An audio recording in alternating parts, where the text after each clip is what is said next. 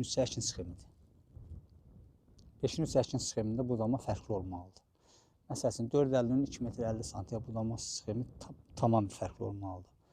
Tutaq ki, 6-nın 4'ə əkin sxemində fərqli bir tərbiyə olmalıdır. Budamadakı əsas təməl məqsədimiz bizim, belə deyək də, bu iki ağac arası 5'in 3'ədir. Burada 3 metrlik bir məsafə var. Bizim budamada əsas məqsədimiz bu aranı, bax bu aranı, gördüyümüz bu aranı tamam bağlamamız lazımdır. Biz belə bir desək, burada 1 hektarlıq bir bağ sahəsinin ortalama 40 sotundan bizim məhsul yığacağımız bir ərazi qalır. Yəni ki, yolları çıxanda, başdan, ayaqdan bir də cərgələrlə yolları çıxanda torpaq 60 sotu getdi 2.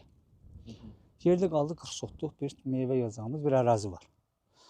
Bu 40 sotu bizim tez əldə etmemiz lazımdır. Yəni biz baxmayaraq ki, biz burada belə deyək də, biz bu ağacı 2 metr 50 santı sağına soluna məsafəsi olmalıdır. 1 metr 25 santı bu sürgündən bura gəlib çıxmalıdır. 1 metr 25 santı o tərəfə gəlib çıxmalıdır. Və burada 2 metr 50 santı enində, 3 metr hündürlüyündə sahənin boyu qədər uzunluğunda bir ağacdan bir divar yaranmalıdır. Biz sərbəst şəkildə, məsələn, bu ağac 6 yaşına satanda biz bunu sərbəst belə